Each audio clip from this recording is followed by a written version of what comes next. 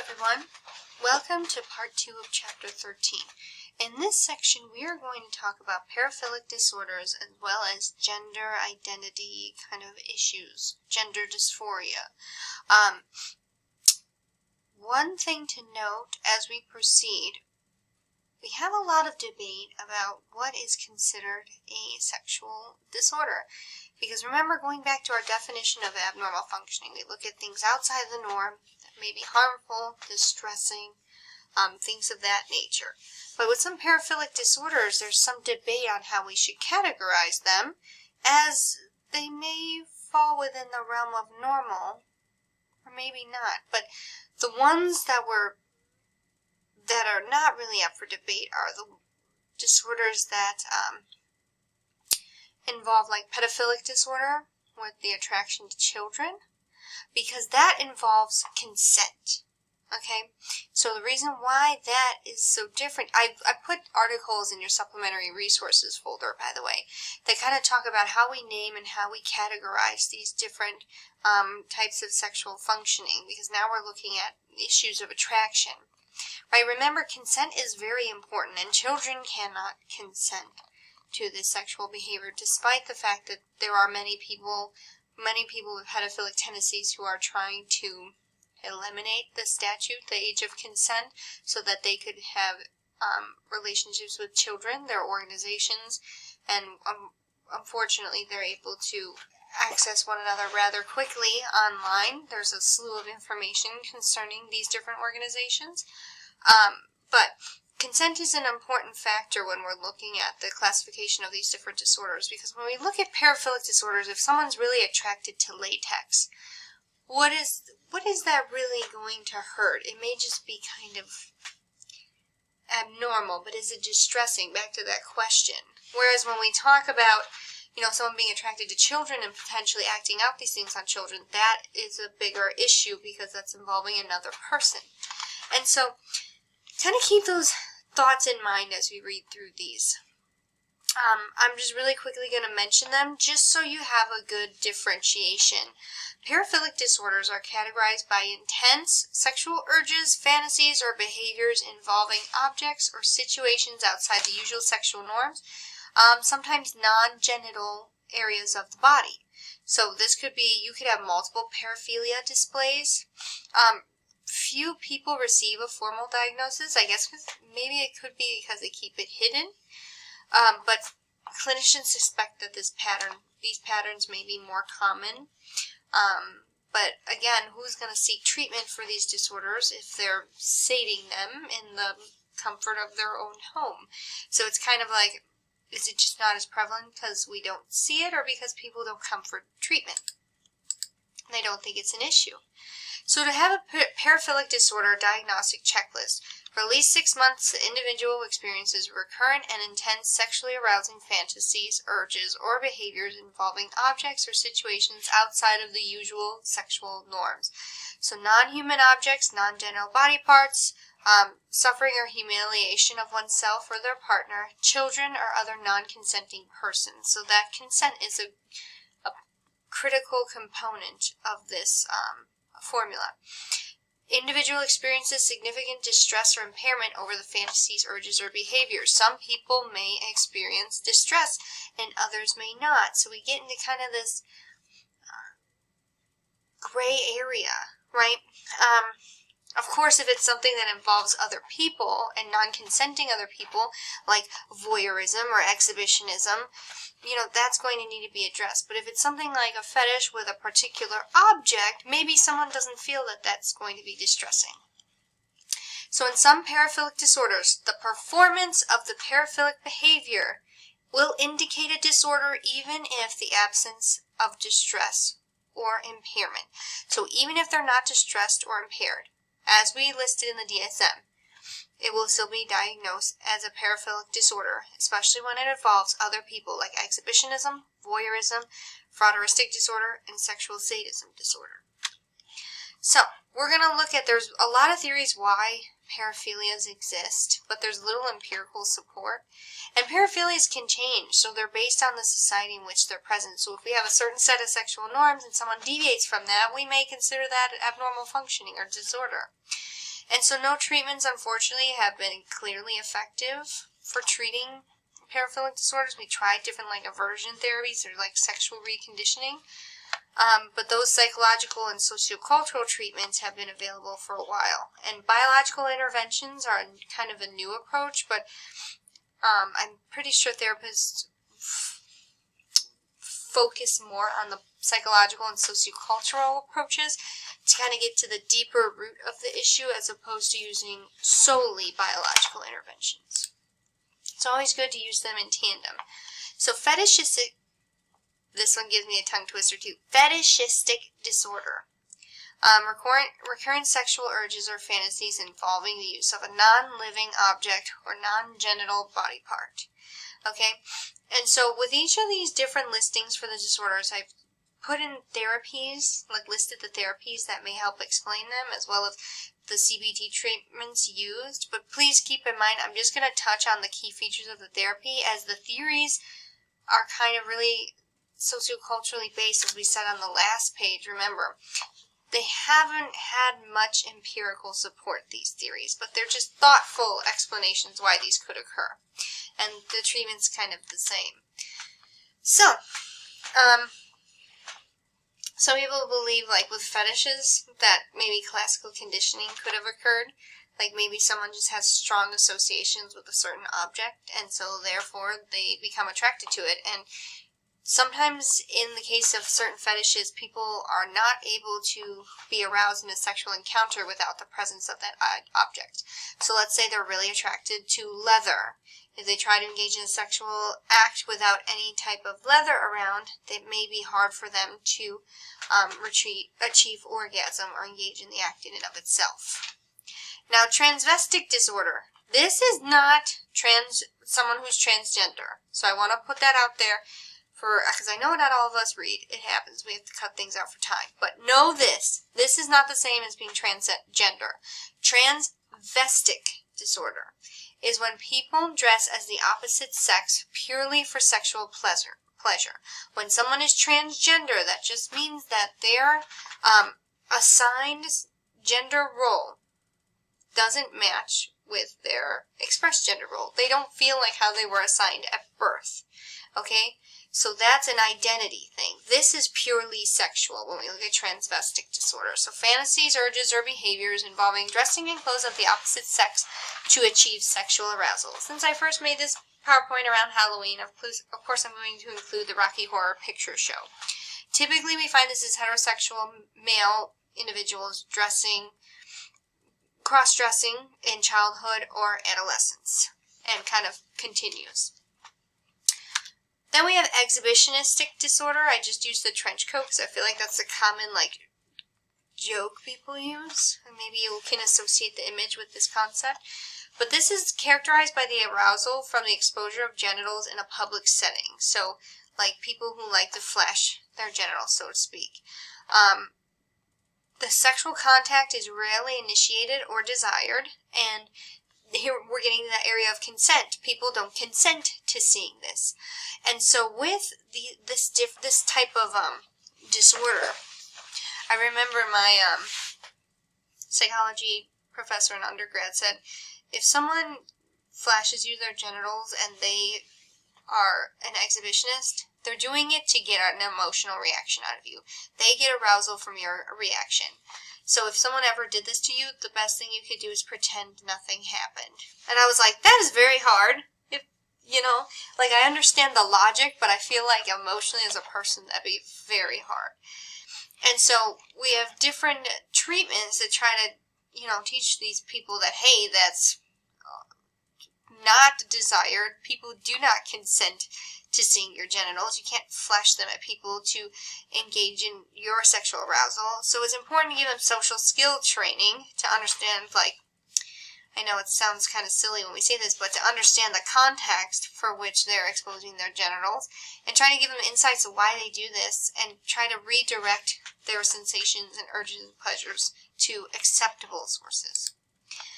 Same thing with the voyeuristic disorders, usually seen in male individuals, and this is characterized by repeated and intense sexual urges to observe people as they undress or spy on couples having intercourse. This may include them also engaging in masturbation while watching these different scenarios. And usually the risk of being found adds to the excitement. I'm sure we heard like horror stories of people putting cameras in bathrooms and dressing rooms and recognizing a two-way mirror from a one-way mirror. Theories thinking that maybe CBT learned behavior traced to a chance and secret observation of a sexually arousing scene. So maybe when they were younger they saw something sexual that they weren't supposed to see, and maybe that's kind of been associated with the sex act, that thought of, oh, I shouldn't be here, I may get caught, but I kind of like to watch it. So maybe that's been reinforced from that cognitive behavioral perspective. But again, that's just a sociocultural theory that has not had much empirical support. Then you have frauderistic disorder. This is characterized by recurrent and intense fantasies, urges, or behaviors involving touching and rubbing a non-consenting person. So usually this is always a male person who fantasizes that that they're in a caring relationship with the person they are rubbing against. And so I put an image of a crowded subway because this, not to scare anyone from using the subway, because I used to use it as a teenager in Chicago, and you saw a lot of things on the subway. But they will rub up against people, non-consenting people, and try to be discreet about it, but it's a way to get pleasure for themselves. So it's something definitely to be concerned with in a crowded space. Sometimes people do purposefully rub onto people to get that kind of arousal from it. But usually it begins in the teen years or earlier, but generally decreases and disappears after age 25. So maybe, I'm just guessing, but maybe it has something to do with the availability of sexual prospects, engaging in the act, whereas like in your teenage years, like, you're learning different things about your body, and maybe the option to engage in the sexual acts isn't possible, so they resort to these non-consensual acts. But again, I'm just guessing based on what I understand about developmental psychology. And then pedophilic disorder. So this is characterized by fantasies, urges, or behaviors involving sexual activity with a child. So not all people with pedophilic disorder act on these feelings, right? But it is a problem because it's non-consent, because some people engage in child pornography or result to assaulting children. And again, children cannot consent to this behavior. And there's some people who have this distorted thought that, the child said, yes, I could, that they can gain some kind of consent from a child that they would as an adult, which is not true. And there's different types. So prepubescent children, early prepubescent children, you can have an attraction to both. And also, like I said, they can watch child pornography, and usually the victims are girls, and the perpetrators usually have some other psychological disorder or may have experienced trauma as children. And so there's treatments have been provided to try to help people, like aversion therapy, so they're not attracted to children, masturbatory satiation, so becoming aroused by different sources and learning to pleasure themselves to things that aren't children or involving children, or children's underwear ads, or things that seem neutral. Which, totally side note, but that's one of the reasons they started taking comments off of YouTube videos with children who were under 18, because people who were watching these videos to get aroused by scenes of children were writing down timestamps where the child in the video looked like they were in a compromising position. And so now they don't have comments in videos for children under 18 for that reason, to kind of protect from that exploitation. Sexual masochism. You may have heard of sadism and masochism, BDSM kind of terms. Well, masochism, they're kind of two heads of similar coins. Not saying if you have one, you have both. But masochism is just involving getting pleasure out of being humiliated, beaten, bound, or otherwise made to suffer. So this may include hypoxophilia and autoerotic asphyxia, so some forms of cutting off air circulation or choking. some of these fantasies begin in childhood, and they may have been reinforced through classical conditioning, how people associate those different things.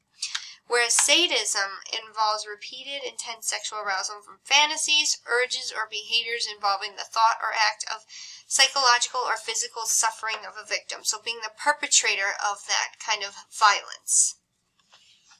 So, yes, so we have kind of two different things. Maybe you've seen the pictures online. Some people will, like, go out in public with their different, I don't know if this term is appropriate, but, like, kink, like, wear or garb. Okay, sometimes that's made to be humiliating, like they'll be on a leash in public. It's a type of that masochism. And then lastly, we're going to talk about gender variations, because we have so many different wonderful people in this world who vary in how they identify. And so gender identity differs from your assigned gender. So basically, this is when, if I'm going to oversimplify things, if you were born biologically as a male and society assigned you as a male, but you decided, no, I identify as a woman and I express myself as a woman, that is a transgender woman. Now, remember, when we say gender, we're talking about a social construct. When we say sex, we're talking about a biological component. So with gender variations, you know, we have different roles and different expectations for what we expect out of different genders, whether they're, you know, correct or not. They're formed by society. And so sometimes people don't identify with those roles that were assigned to them at birth. Like me, someone looked at me and said, you know what, you're a girl, you're gonna like pink, I'm gonna give you makeup to play with, and A, B, and C that follows this gender stereotype.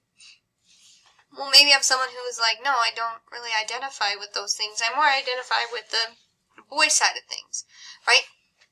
All within the realm of normal.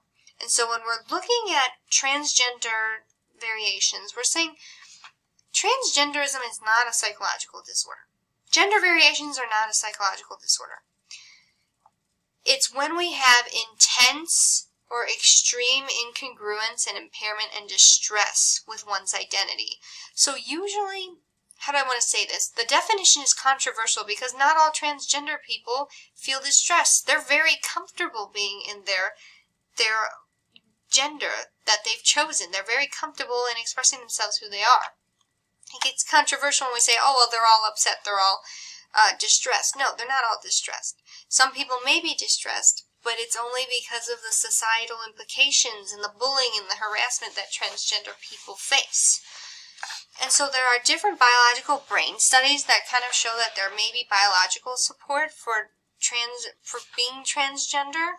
We see, especially like among siblings, but siblings have, like, our family, the lineage has a higher rate of transgenderism when there's someone else in the family who's transgender.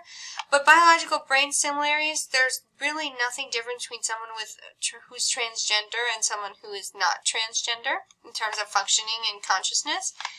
And so a lot of what we talk about with treatment in this section just talks about sexual, you know, gender affirmation. So if you feel like you identify as a male, then, you know, hormone therapy or maybe surgery to help give you a penis, you know, genitalia that matches your sexual, well, giving you the sexual organs that match your gender identity. So that's what we're focused on in psychology now. And it hasn't always been like roses and ponies and acceptance, right? It used to be classified as an issue. Homosexuality used to be classified as a psychological disorder, which, as we now know, does not in and of itself affect your mental health and does not cause you to be mentally unwell. It's usually we're looking at the society factors, you know, when your parents don't accept you for being gay or your parents don't accept you for being trans.